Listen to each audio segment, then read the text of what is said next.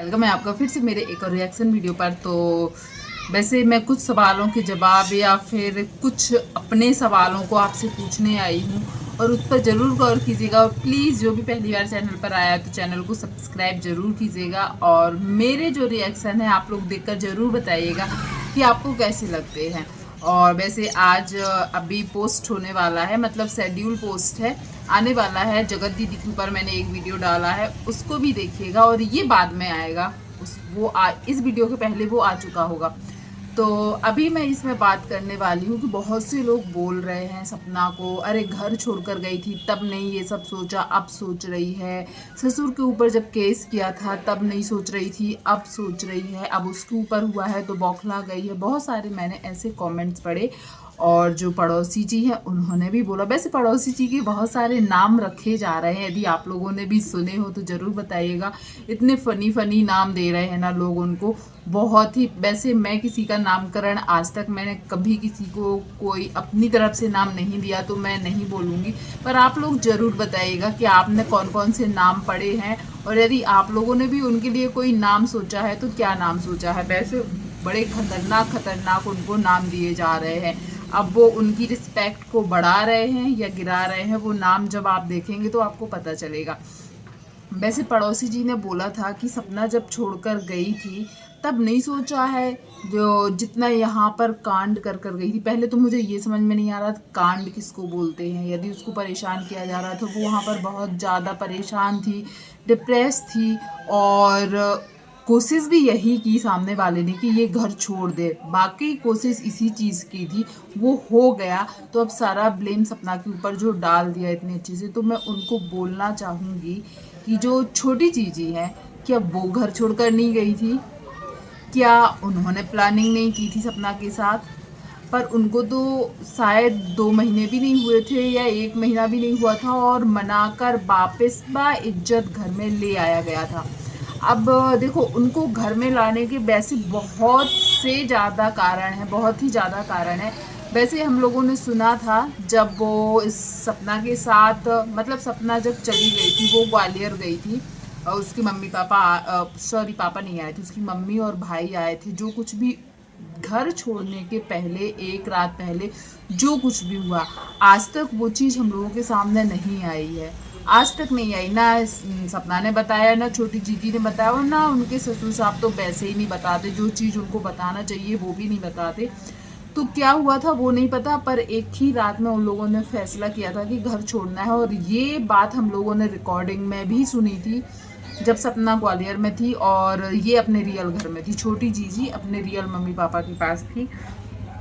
तो हम लोगों ने कॉल रिकॉर्डिंग भी सुनी थी, सपना ने रिकॉर्डिंग लगाई थी। इसीलिए मैं बोलती हूँ कि वो प्रूफ देती है कि अंशु कैसे उनके साथ मिली हुई थी, कैसे बात करती थी। वो रिकॉर्डिंग जिसने सुनी है सबको पता होगा उसमें कैसे ये बोल रही थी। बस 2 साल की बात है भाभी, बस 2 साल की बात है, फिर तो मैं आपके पास आ जाऊँगा। ये ऐसे ही बोलती थी ना, आपके पास आ जाऊँगा।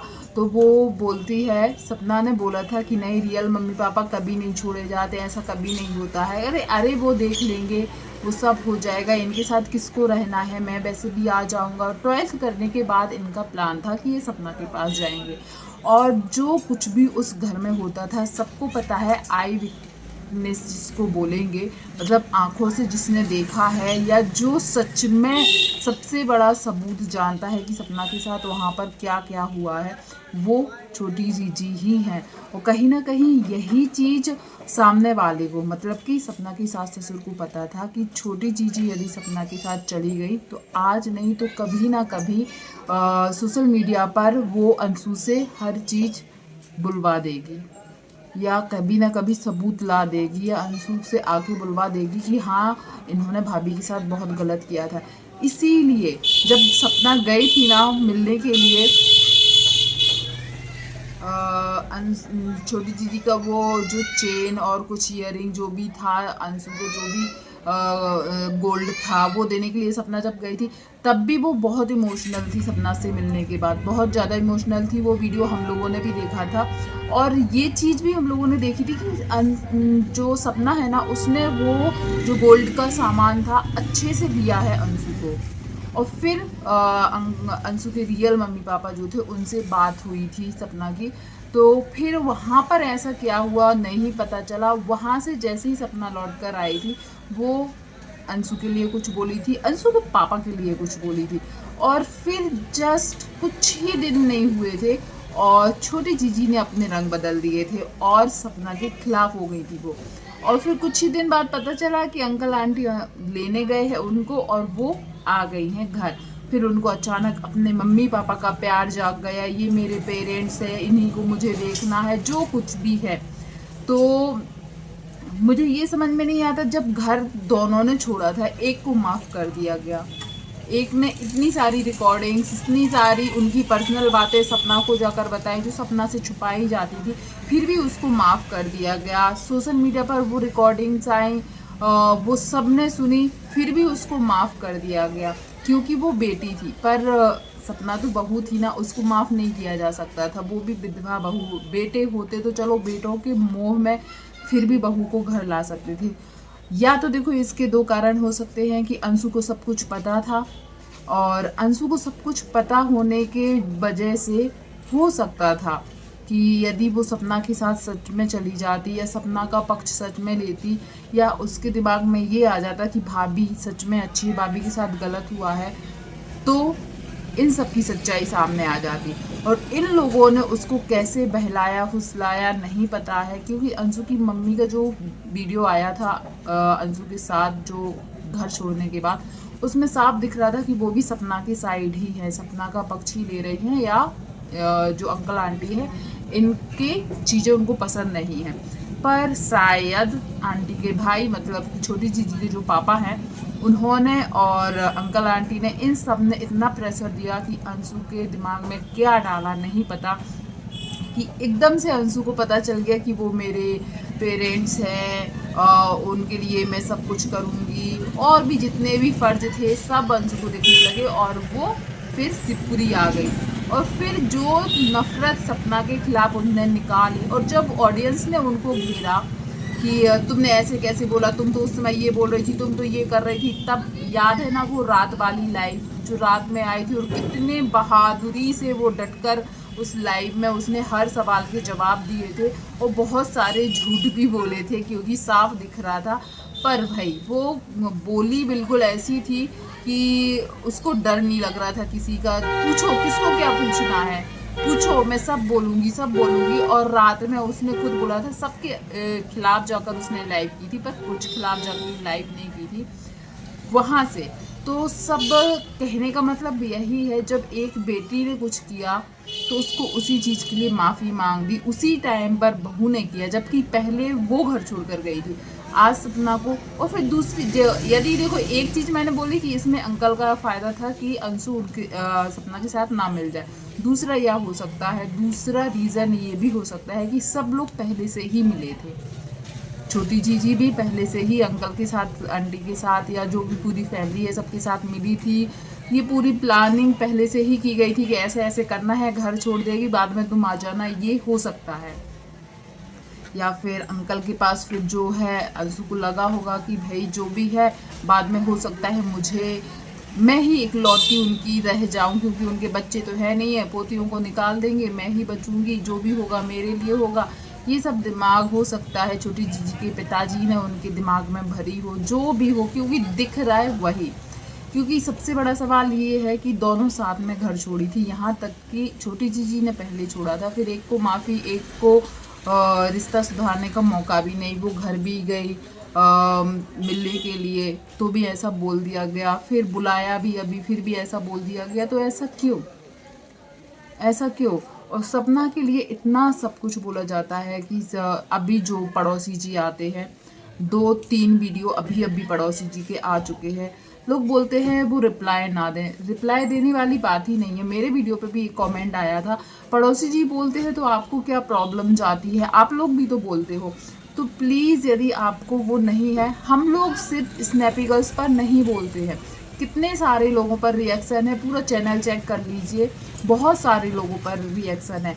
अब भाई जब कंट्रोवर्सी आएगी स्नैपी गर्ल्स की तरफ से ज़्यादा, तो स्नैपी गर्ल्स पर ज़्यादा रिएक्शन आएंगे। जब जगत दीदी और जगत भैया का कंट्रोवर्सी हुआ था उस टाइम देख लीजिए, उन्हीं लोगों की कंट्रोवर्सी पर रिएक्शन आ रहे थे। तो जब जो रिएक्शन या कंट्रोवर्सी चलेगी उसी टाइम पे तो लोग रिएक्शन देंगे। पर पड़ोसी जो है वो कभी किसी के ऊपर रिएक्शन नहीं देते, ना उनका रिएक्शन चैनल है, उनका खुद का ब्लॉगिंग चैनल है, मतलब डेली रूटीन वो दिखाएंगे। उनका हमेशा उठकर आ जाता है अंकल के सपना के ऊपर। जब सपना ने खुद ने बोल दिया है कि मेरे ऊपर कोई बात ना करे, बात करना है तो अंकल आंटी के ऊपर बात हो रही है तो वो आके जवाब दे, तुम जवाब मत दो।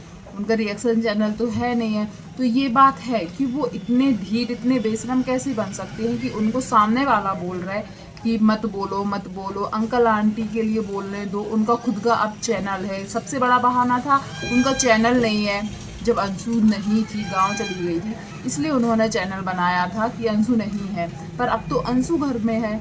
अंशु के चैनल पर आज भी अंशु का थोड़ी देर पहले वीडियो आया है, अभी 1 ही घंटा हुआ है। अंशु का वीडियो आया है, उसमें अंकल नहीं दिख रहे। आंटी ने कुछ जवाब दिए हैं कि जो सपना ने उठाए थे कि इनकी खुद की फैमिली क्यों नहीं आती, मतलब कि अंकल के जो ब्लड रिलेशन वाले हैं, मतलब भाई बहन, उनके फैमिली, वो लोग क्यों नहीं आते हैं, इनके मायके पक्ष के ही क्यों आते हैं। तो उन सब का आंटी ने सिर्फ अच्छा सा जवाब दे दिया है। किसी के पास इतना टाइम नहीं होता है, कौन इतना फ्री होता है जो आ जाएगा, नहीं होता है। ये बात सब समझते हैं। पर जिस तरीके से आपकी बहन, आपके भाई दिखते हैं, और कई बार तो छुपाया भी जाता है, यदि आते भी हैं तो भी छुपाया जाता है। तो उसी तरीके से यदि अंकल के कोई रिलेशन वाले आते हैं तो क्यों नहीं बताया जाता। चलो फेस मत दिखाओ, इतना बता दो कि वो आए हैं, या पीछे से दिखा दो, उनको कैमरे पे आना पसंद नहीं है, ये दिखा दो। पर अच्छा एक बहाना मिला उन्होंने, बस उतने ही बोला। पर जिस तरीके से पड़ोसी आकर प्रूफ, कागज़, ये वो दिखाते हैं, अंकल ने क्यों नहीं दिखाए, क्योंकि छवि खराब होती है। और एक चीज़ और, जगह मैंने पिछले वीडियो में भी यही बात बोली है कि जो पड़ोसी आए थे उन्होंने अंकल आंटी से रिलेटेड एक बात बोली कि आंटी को मारा था बहुत, और पड़ोसी ने सपना को फ़ोन किया था कि राजवीर को नीचे भेजो, और राजवीर को नीचे नहीं भेजा, ना खुद आई। और जब राजवीर ऊपर था, सपना ऊपर थी, तो आंटी को मारा किसने था, आंटी को चोट कैसे आई थी, आंटी आपके घर में क्यों रुकी थी। जब सपना राजवीर ऊपर से नीचे ही नहीं आए थे तो किसने मारा था। तो इनडायरेक्टली अंकल की हेल्प नहीं, अंकल को और फंसा रहे हैं, अंकल की इमेज और ख़राब कर रहे हैं। सोशल मीडिया पर बोल रहे हैं कि आंटी को मारा था, किसने मारा था, चोट कैसे लगी थी जब सपना लोग नीचे ही नहीं आए। नाम बता दीजिए। और नाम बताने को क्या, उस घर में है भी और कौन जो मारेगा। जब सपना नीचे नहीं आई तो किसने मारा था फिर। तो इनडायरेक्टली अंकल की हेल्प कर रहे हैं ना क्या, अंकल को और फंसवा रहे हैं, कंट्रोवर्सी क्रिएट करना चाहते हैं और क्या। पर हाँ, मेरे जो सवाल थे कि अंशु ने भी बहुत सारी गलती की है, पर उसको माफ़ी, सपना को माफ़ी नहीं। सपना कितने ही कुछ कर ले, हर बात पे उसको पकड़ा जाता है। पर सपना के लिए जो बोलने वाले आ जाए उनको भी नेगेटिव बोलना है, और पर अंकल जी कितने ही बुरा बोल दे, कितने ही कुछ कर दे, उनके लिए बुरा नहीं बोलना है भाई। वो बहुत अच्छी है।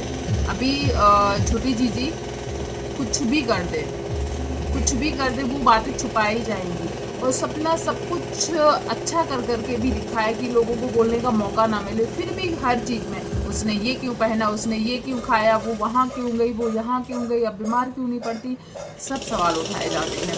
तो ये सब चीज़ें ऑडियंस नोटिस करती है, और मुझे लगता है ऐसे सवाल फिर बहुत से उठेंगे छोटी जीजी पर, जिसका जवाब वैसे तो वो देती ही नहीं है। आज तक किसी चीज़ का जवाब नहीं दिया है। हमेशा जब जब बात उठी है, सपना से पूछा जाता है दारौद के बारे में, अंशु से भी तो पूछा जाए कि दारौद कहाँ गया।